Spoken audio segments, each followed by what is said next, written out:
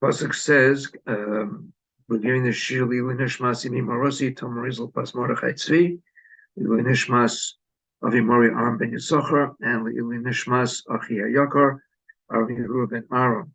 The Pasuk says, prior to Asesa Dibros, in Parshas Yisro, Yato Im Shema Tishma'u B'Koili, Ushmartem as Brisi V'Isam Segula Mikol Ha'amin. A very, very beautiful and endearing Pasuk, which shows that Hashem treasures us. We are a treasure to Hashem. The Mechilta says on this pasuk, "Isa b'Mechilta, Isam li segula shuknuyim li v'oiskim b'Torah." So the Mechilta uses a very specific lashon.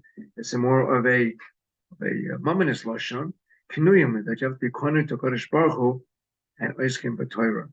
So Mechilta requires elucidation, but that's beyond the scope of the length of time we have to work with each other. There's a Rambam, which is a very interesting Rambam, which the Beis Halevi quotes all the time. The brisker derech was to take a Rambam on the Gemara and to to explain in great detail what the Rambam is trying to say, and that gives us tremendous insight into the Gemara.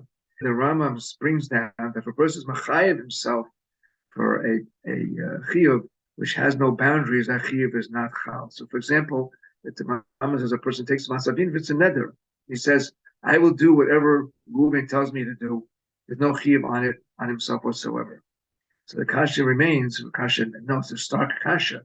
Klal Yisrael mekabel the Torah and Har Sinai. They mekabel Torah shebiksav, which is limited to the Chamisha Chumshe Torah, which very very custom. There's one extra word in the Torah. The Beis Halevi mentions earlier. There's one extra letter, one letter missing in the Torah. It's a puzzle of Sefer Torah. So we know the parameters and limits of the Torah. Torah shebiksav, but Torah Shabbat is endless.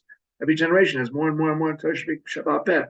So how will Klal Yisrael makabel upon themselves anything if, according to the halacha, if a person makabel upon himself something without parameters, without boundaries, there's no kabbalah whatsoever? And the answer he gives, which is a very beautiful one, is yes. If a person says, "I will do whatever Reuven tells me to do," there's no chiyuv. Unless he says, "I take upon myself, I'm makabel upon myself to become Reuven's eved." If I become somebody's eved, then I'm automatically assuming all the responsibilities of an eved, which include doing whatever his master tells him to do. So that's very, very pashut, and that's very simple. Now we understand why the Mechilta says, "Shetiu knuyamli," we're according to Kodesh Baruch Hu, like an Eved is according to his Adon, and therefore we are makabel the Torah, both Torah Shebiksav and Torah Sheba'al Peh. Therefore, that's a solution to that problem. That also gives us a tremendous insight into the difference between the relationship of the entire world to Kodesh Baruch Hu and us. Yes, the Goyim have Shem Mitzvos Bnei Noach, but they're not Konit Hashem, they're not Meshubet Hashem. They have accepted upon themselves a certain limited number of mitzvahs, but they're not Avdei Hashem.